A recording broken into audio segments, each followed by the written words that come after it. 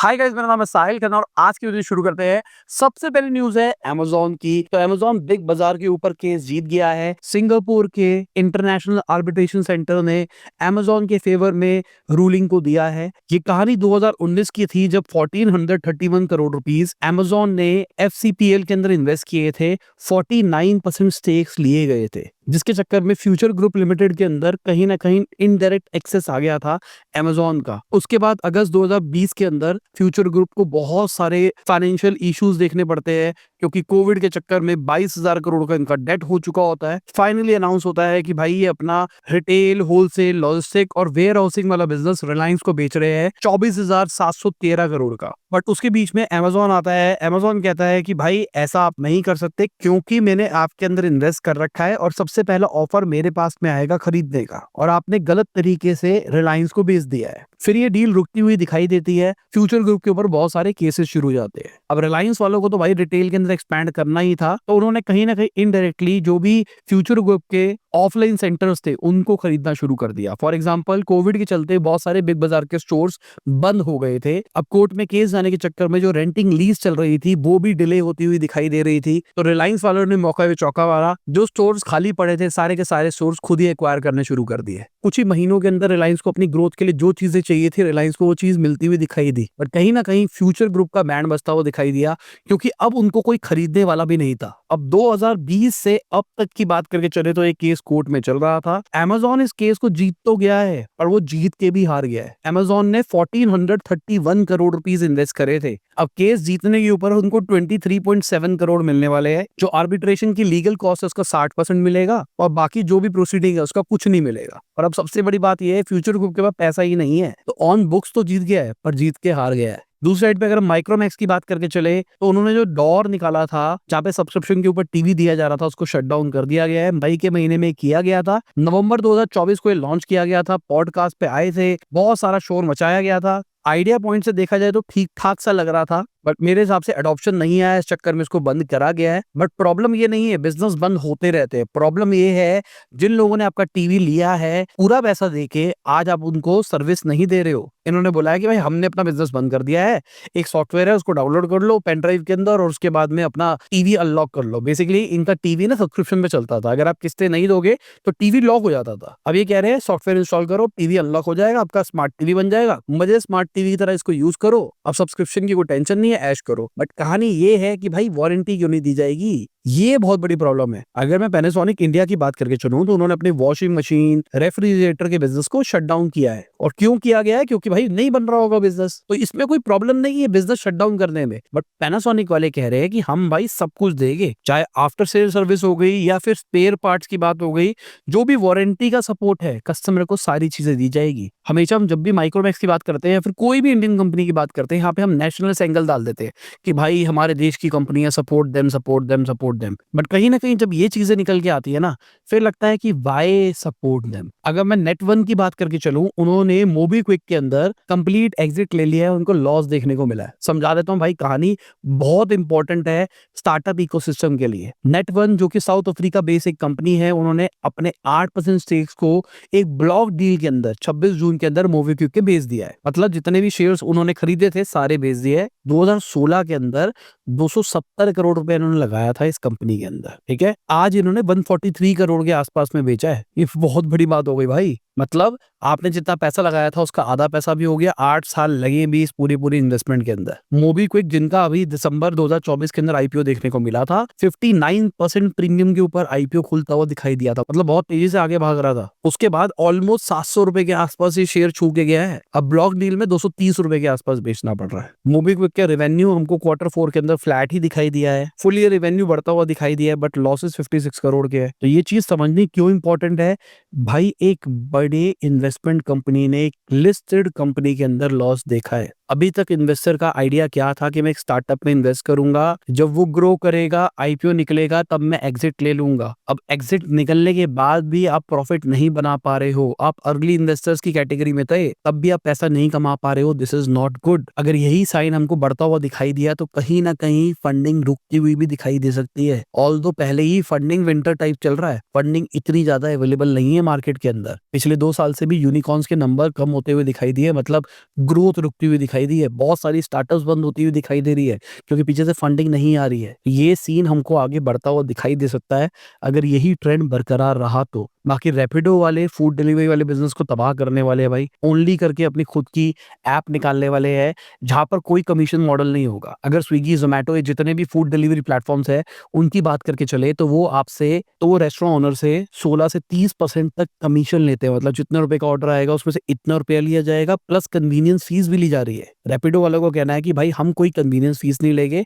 और इनका सीधा सा फ्लैट मॉडल है। अगर 400 रुपए से ऊपर का ऑर्डर है तो आपको 59 रुपीज देने हैं, अगर 100 से 400 के बीच में है तो आपको 29.50 रुपीज देने हैं, और अगर 100 रुपए से नीचे है तो आपको 35.40 रुपीज देने हैं। अब ये पूरी प्राइसिंग को अगर स्मार्टली समझोगे तो बहुत ही स्मार्ट तरीके से इसको प्लान भी किया गया है। अगर 100 रुपए से नीचे का ऑर्डर है तो उस पर 35 रुपए 40 पैसा लग रहा है, जिसमें से 20 रुपया कस्टमर देगा, 10 रुपए रेस्टोरेंट ओनर देगा। और अगर मैं 100 से 400 के बीच में बात करके चलूं तो वहां पे जो 30 रुपए के आसपास बच रहा है वो रेस्टोरेंट ही देने वाला है। तो इसका मतलब क्या है, अगर किसी को लगेगा कि भाई ऑर्डर कम हो रहा है 100 रुपए से नीचे है तो थोड़ी और कार्ट में वैल्यू ऐड कर लेगा ताकि वो ये 100 से 400 रुपए के बीच में आ पाए। बहुत ही स्मार्ट प्राइसिंग है। 100 रुपए से नीचे आपको ज्यादा पैसे देने पड़ रहे हैं, 100 रुपए से ऊपर आपको कम पैसे देने पड़ रहे हैं। This is very smart. Customer का भला, रेस्टोरेंट का भला, प्लेटफॉर्म का भला, सबका भला। और रैपिडो वालों के पास में जो बाइक वाले बंदे खाली पड़े हैं उनको भी अच्छा काम मिलेगा तो उनका भी भला, तो गिग इकोनॉमी भी इंप्रूव होती हुई दिखाई देगी। बट यहाँ पर स्विगी जोमेटो का क्या होगा ये एक बहुत बड़ा सवाल है, क्योंकि भाई कहीं ना कहीं फूड डिलीवरी के अंदर अब तबाही आने वाली है इसकी वजह से। बाकी बीसीसीआई ने सऊदी अरेबिया की जो T20 लीग शुरू होने वाली है उसको अपोज किया है। खाली बीसीसीआई नहीं, अगर मैं इंग्लैंड क्रिकेट बोर्ड की भी बात करके चलूं तो वो भी इसके अगेंस्ट है। अभी एक मीटिंग करी गई है जहां पर बात करी गई है कि इंडिया के और इंग्लैंड के सारे बड़े प्लेयर्स को रोक दिया जाएगा इस लीग में पार्टिसिपेट करने से। देखो सिंपल सी बात, अगर मैं किसी भी लीग की बात करके चलूं, चाहे आईपीएल हो गया या फिर हंड्रेड्स हो गया जो कि इंग्लैंड के अंदर शुरू हुआ है, वहां पर सारा गेम है प्लेयर्स का। प्लेयर्स ज्यादा तो ज्यादा व्यूअरशिप आएगी, ज्यादा व्यूअरशिप आएगी तो आप ज्यादा पैसा कमाओगे। अब यहाँ पे इंडियन आईपीएल को एक एज क्या मिलता था, पैसा बहुत था, क्योंकि पैसा है आईपीएल के अंदर, यहाँ पर प्लेयर्स को ज्यादा मिल सकता है। इस चक्कर में बहुत सारे प्लेयर्स आईपीएल को ज्यादा प्रेफर करते थे कि भाई अगर किसी और टूर्नामेंट के साथ में क्लैश पड़ रहा है तो वो कहेंगे भाई आईपीएल में ज्यादा पैसा है, हम आईपीएल खेलते हैं। बट सऊदी अरेबिया भी बहुत पैसा लगाने के मूड में है। कहा जा रहा है 400 मिलियन यूरो लगाए जाएंगे और एक वर्ल्ड वाइड इवेंट टाइप्स बनाया जाएगा, जिसके चक्कर में आईपीएल को तो खतरा है ही और साथ में हंड्रेड्स को सबसे बड़ा खतरा, क्योंकि वो अभी बन रही है लीग। बड़ी मेहनत से ईसीबी ने हंड्रेड्स लीग को आईपीएल के बाद में रैंक कराना शुरू किया। बिग बैश पहले चला करती थी, अब कहीं ना कहीं हंड्रेड ज्यादा बेटर दिखाई दे रही थी, बट कहीं ना कहीं सऊदी अरेबिया वाले इसको तबाह कर सकते थे। इस चक्कर में अब इन दोनों को बड़े एक्शन लेने पड़ रहे हैं। तो चलो देखो क्या होता है। बाकी IRDAI की बात करके चले तो उन्होंने 8 इंश्योरेंस कंपनीज में लैब्स देखे हैं और ये कंसर्निंग है भाई। लैब्स क्या देखने को मिल रहे हैं कि भाई हाई क्लेम रिजेक्शन रेशियो है, मतलब वो बहुत ज्यादा रिजेक्ट कर रहे हैं। अगर मैं फाइनेंशियल ईयर 23-24 की बात करके चलूं तो स्टार हेल्थ वालों का 66.47% का ही क्लेम रेशियो है, मतलब ऑलमोस्ट 34% लोगों का रिजेक्शन आ रहा है। ये बहुत कंसर्निंग है। इस चक्कर में आरआरडीआई ने बोला कि भाई ढंग से काम करो, अपने कस्टमर सर्विस को इंप्रूव करो। मेरे हिसाब से तो भाई ये कंसर्निंग है। एक बंदा अपनी इंश्योरेंस पॉलिसी इसलिए लेता ताकि ये वाली चीजें ना हो। ठीक है 1-2% फ्रॉड के केसेस हो सकते हैं, आप उतना रिजेक्ट कर सकते हो, और अगर इस लेवल के नंबर्स नीचे दिखाई दे रहे हैं तो फ्रॉड तो भाई शायद आप ही कर रहे हो। और अब ये नंबर्स पब्लिक होने के बाद में बहुत सारे लोग अपनी पॉलिसी स्विच करते हुए दिखाई देंगे। बाकी पॉलिसी बाजार के फाउंडर की बात करके चले तो उन्होंने अपने शेयर्स बेचे हैं, 960 करोड़ रुपीस तक के बेचे गए हैं। अपने 1.1% इक्विटी शेयर्स को उन्होंने ब्लॉक डील के अंदर बेचा है। तो क्या पॉलिसी बाजार वालों ने कोई टाइमिंग देख के किया है कि भाई ये वाली अभी खबर बढ़ने वाली है, पॉलिसी रेगुलेशन खतरनाक कुछ आ सकती है? शायद मुझे नहीं लगता, एक महज इत्तेफाक भी हो सकता है। बाकी डोनाल्ड ट्रम्प जो 90 डे टैरिफ पॉज लगाया था उसको एक्सटेंड कर सकते हैं, बहुत हाई चांसेस है, क्योंकि भाई कुछ नहीं हुआ। अगर आप देखोगे इंडिया के साथ भी टॉक्स नहीं हुई है, कनाडा वाली भी टॉक्स रुकती हुई दिखाई दे रही है। तो कहीं ना कहीं अगर टैरिफ लगा दिया डोनाल्ड ट्रम्प ने तो घूम फिर के यूएस की इकोनॉमी का बैंड और बजाएगा, क्योंकि यूएस की इकोनॉमी के हाल बहुत अच्छे नहीं चल रहे हैं। पहले चाइना के ऊपर लगाया था, उसके बाद उन्होंने पॉज लगा दिया। तो लेट्स सी क्या करते हैं। अगर मैं 2025 की बात करके चलूं तो डॉलर की वैल्यू 10% घटती हुई दिखाई दी है। अब ये चार्ट देखो किस तरीके से घटता हुआ दिखाई दे रहा है। अगर फर्स्ट हाफ की बात करके चले तो उसके अंदर 1986 लेवल का डिक्लाइन दिखाई दे रहा है। अब सोचो अगर टैरिफ वेरिफ वाले कंसर्न होते हैं और भी बहुत सारे कलेज होते हैं तो ये ना हो डॉलर का और बैंड बजता हुआ दिखाई दे, और बैंड बजने का मतलब ऑल्टरनेट करेंसी की तरफ और ज्यादा काम ना शुरू हो जाए। अगर हमारी फाइनेंशियल मिनिस्टर की बात करके चले तो कह रही है कि भाई आप लोन दो, जितने भी गवर्नमेंट बैंक्स हैं उन सबको पुश किया जा रहा है, आप लोन दो। प्राइवेट वालों को भी वैसे पुश किया जा रहा है, आप लोन दो, क्योंकि पहली बात तो रेपो रेट कम करी गई है, इकोनॉमी को बढ़ाने के लिए अब यही दिखाई दे रहा है, लोन दिया जाए, पैसे दिए जाए ताकि लोग खर्चा करें, क्योंकि मार्केट में भाई काम नहीं है, नंबर्स इकोनॉमी में तो सब कुछ सही दिखाई दे रहा है कि भाई ये बढ़ गया, ये अच्छा हो गया, ये अच्छा हो गया, पर वो ग्लोबल लेवल पे एक बार मार्केट में ऑफलाइन उतर के देखो, आपको पता लगेगा काम हल्का है। हाँ, पिछले एक हफ्ते से मैंने सुना है कि ऑफलाइन मार्केट थोड़ी सी बेटर होती हुई दिखाई दी है पहले के कंपैरिजन में, ऐसा है तो कमेंट सेक्शन में बताना, बट काम तो हल्का है। जो किराना स्टोर है, रिटेल स्टोर है, उनका तो बैंड बज रहा है, ये जो क्विक कॉमर्स आते हुए दिखाई दे रहे हैं, बाकी जो अलग अलग डायरेक्शन वाले बिजनेस है उनकी इंप्रूवमेंट सुनने को मिल रही है मुझे। मैंने अपने नेटवर्क में कुछ कुछ लोगों से पता किया था, वो कह रहे हैं पिछले एक हफ्ते से इंप्रूवमेंट है, ऐसा है कमेंट सेक्शन में बताना। बाकी हमारी इंडिया का एक्सटर्नल डेट $736.3 बिलियन पे पहुंच गया, $67.5 बिलियन बढ़ता हुआ दिखाई दिया है, मतलब पैसा ज्यादा लिया जा रहा है। दिस मीन्स अच्छी चीज भी है कि भाई पैसा ज्यादा आ रहा है, मतलब देश के अंदर पैसा लगाया जाएगा, इंफ्रास्ट्रक्चर के ऊपर खर्चा किया जाएगा, देश में सबको डेवलपमेंट दिखाई देगी। बट दूसरी साइड पे ये भी है, डॉलर रिस्क है भाई, आपने डॉलर पे लोन ले रखा है, करेंसी फ्लक्चुएशन देखने को मिलती है, कुछ भी होती है तो आपको पैसा महंगा पड़ सकता है। ऑल दो पिछले कुछ टाइम में हमारी करेंसी थोड़ी ठीक इंप्रूव होती हुई दिखाई दी है, मतलब कुछ टाइम, मतलब हफ्ते की बात कर रहा हूँ, ज्यादा लंबी बात नहीं कर रहा हूँ। बाकी JSW पेंट्स की बात करके चले तो उन्होंने ड्यूलेक्स पेंट इंडिया को खरीद लिया है 9,000 करोड़ के अंदर। ये जो एग्रीमेंट साइन किया गया है, यहाँ पर 74.76% स्टेक्स एक्वायर करे जा रहे हैं। ये भाई बहुत बढ़िया बात है, क्योंकि पेंट इंडस्ट्री के अंदर अभी बहुत खतरनाक कलेश होने वाला है और उसी की ये स्टार्टिंग होती है, हमको दिखाई दे रही है। बस वेट करो 6-8 महीने तक बहुत बड़ा कलेश दिखाई देगा पेंट के अंदर, सीमेंट के अंदर, इन सब इंडस्ट्री के अंदर। बाकी भाई वीडियो में आगे जाने से पहले आपको याद दिलाना चाहूंगा, अपने लाइक का बटन नहीं दबाया, लाइक का बटन दबा दो, चैनल को सब्सक्राइब। मैं ऐसी ही डेली बिजनेस न्यूज डेली लाने की कोशिश करता रहता हूँ। पिछले 2-3 दिन से नहीं आ रही थी क्योंकि I was not feeling well, थोड़ा सा काम में भी ऑक्यूपाइड था, थोड़ा सा इरिटेटेड भी फील कर रहा था, तो मैंने अपनी फैमिली के साथ टाइम ज्यादा स्पेंड किया, आराम से रिलैक्स किया, ताकि पूरी एनर्जी से वापसी आ सकूं और आपको कंटेंट डिलीवर कर सकूं। तो भाई लाइक, सब्सक्राइब, शेयर सब कुछ कर दिया करो, मोटिवेशन बना रहता है लंबे टाइम तक। अगर मैं एशियन पेंट्स की बात करके चलूं तो वो YT के 40% एक्वायर कर रहे हैं 188 करोड़ के अंदर। ये अभी मान के चलो इस इंडस्ट्री के अंदर स्टार्टिंग है, ये ट्रेंड कंटिन्यू रहने वाला है। बाकी वेकफिट वालों ने अपने IPO के लिए फाइल कर दिया है, कहा जा रहा है 468 करोड़ रुपया रेस करने वाले हैं, 9 करोड़ का लॉस रिपोर्ट किया है उन्होंने, अगर पहले 9 महीने ऑफ फाइनेंशियल ईयर 25 की बात करके चले तो, बट ऑलमोस्ट उतना ही रेवेन्यू क्रिएट कर लिया है जितना उन्होंने पिछले फाइनेंशियल ईयर में किया था। तो बढ़िया है भाई, लॉसेस अगर कंपैरिजन वाइज देखा जाए तो लॉसेस भी इंप्रूव होते हुए दिखाई दे रहे हैं, और IPO आ रहा है, शायद नंबर्स और इंप्रूव दिखाई दे उनको। तो इनका IPO कैसा जाएगा ये देखने वाली बात है, क्योंकि ऑडिटर्स थोड़े से कंसर्न दिखा रहे हैं, इनके फाइनेंशियल रिकॉर्ड्स, बैंक फाइलिंग के अंदर कुछ मिसमैचेस दिखाई दे रहे हैं, इनके GST पेमेंट्स में भी कुछ डिस्प्यूट्स देखने को मिल रहे हैं, कहीं पे डिले दिखाई दे रहा है। लेट्स सी, पहले IPO पूरा आने दो, तब डिस्कस करेंगे इसके बारे में डिटेल में। बाकी जीवा वालों ने 530 करोड़ रुपए रेस किए हैं 3,950 करोड़ की वैल्यूएशन के ऊपर। ये एक ज्वेलरी स्टार्टअप है जिनका रेवेन्यू 66% बढ़ता हुआ दिखाई दिया है फाइनेंशियल ईयर 24 के अंदर, 274 करोड़ रुपए इनका रेवेन्यू पहुंच गया है, और इनके नेट लॉसेस भी बढ़ते हुए दिखाई दिए 30% से 60 करोड़ रुपए लॉसेस पहुंच गए, मतलब 274 करोड़ के रेवेन्यू के ऊपर ऑलमोस्ट 60 करोड़ का लॉस, और ऑलमोस्ट 4,000 करोड़ की वैल्यूएशन इस बिजनेस की। This is the power of branding. अगर आपकी ब्रांडिंग अच्छी होती है तो इस तरीके से अगर आपके नंबर्स भी खराब हो तो फंडिंग मिलती जाती है। बाकी पल्स वालों की बात करके चले तो 750 करोड़ का रेवेन्यू छू दिया उन्होंने फाइनेंशियल ईयर 25 के अंदर। ये वही गोल है जो 1 रुपए की बेची जाती थी, इनका टारगेट ये है 1,000 करोड़ तक रेवेन्यू को लेके जाना है। पहले खाली ग्रीन में थी, अब और भी इन्होंने वेरिएशंस में निकाल दिए। मुझे लगता है पल्स ने आके मार्केट जो डिस्टर्ब करी थी ना, अब बहुत सारे और ब्रांड्स भी इसी को कॉपी करने की कोशिश कर रहे हैं, जिसकी वजह से शायद इनका मार्केट शेयर कम होता हुआ दिखाई दे सकता है। मुझे आप कमेंट सेक्शन में बताना, जैसे पल्स एक जमाने में सिर्फ पल्स ही पल्स दिखाई देती थी और कुछ नहीं दिखाई देता था, वैसे अब और ऑल्टरनेटिव्स भी दिखाई देने लग गए हैं। क्या आपको ऐसा लग रहा है या फिर नहीं लग रहा, कमेंट सेक्शन में बताना। बाकी पाइन लैब्स ने भी अपने IPO के लिए फाइल कर दिया है, 2600 करोड़ रुपया रेस करने वाले हैं। अब ये जो पैसा आएगा इससे अपनी जो इनकी बोरिंग्स है उसको दिया जाएगा, टेक्नोलॉजी में इन्वेस्ट किया जाएगा, और इनका प्लान है इंटरनेशनली एक्सपेंड करने का, उसके लिए यूटिलाइज किया जाएगा। पाइन लैब्स फाइनेंशियल ईयर 25 के अंदर प्रॉफिटेबल भी होती हुई दिखाई दी है, मतलब IPO से पहले ही अचानक प्रॉफिटेबल हो गई है। पिछले साल लॉस के अंदर से अब अचानक प्रॉफिट होता हुआ दिखाई दे रहा है।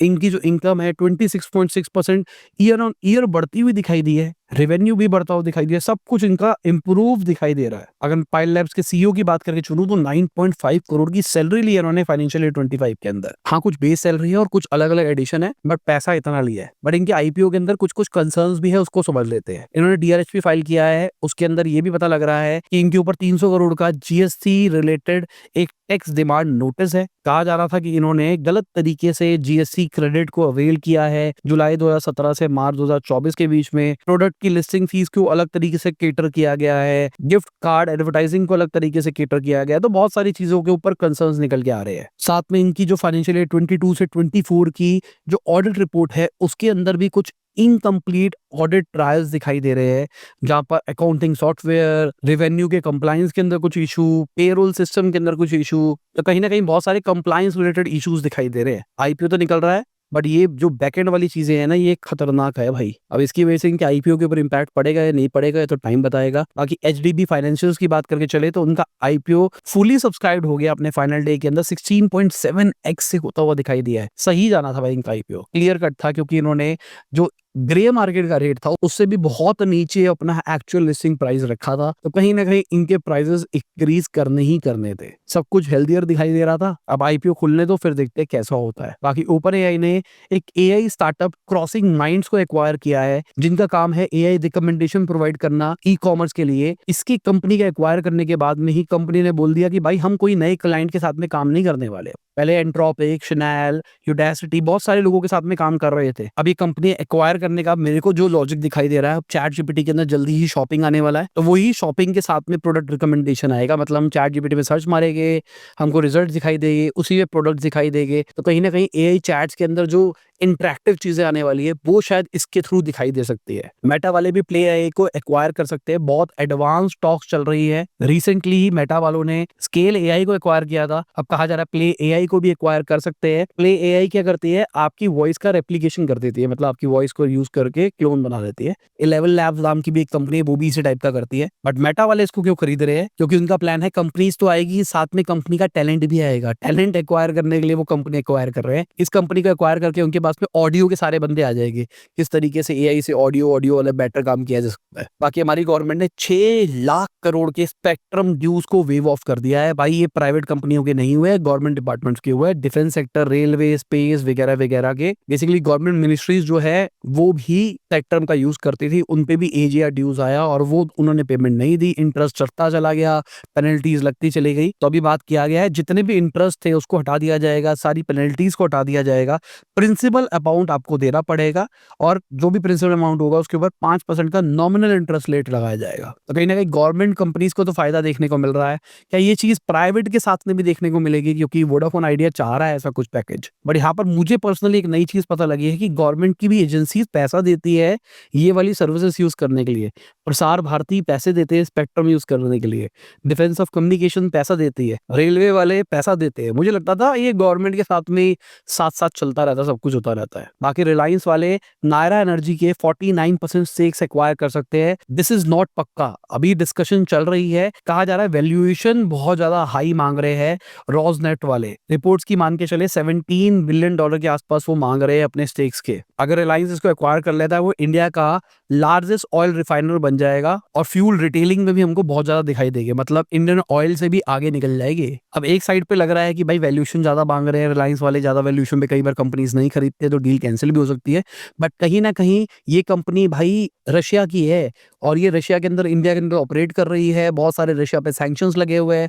उस सैंक्शंस के चक्कर में अब ये ढंग से ऑपरेट नहीं कर पा रहे, तो इस चक्कर में अपने आप को बेचना चाहते हैं।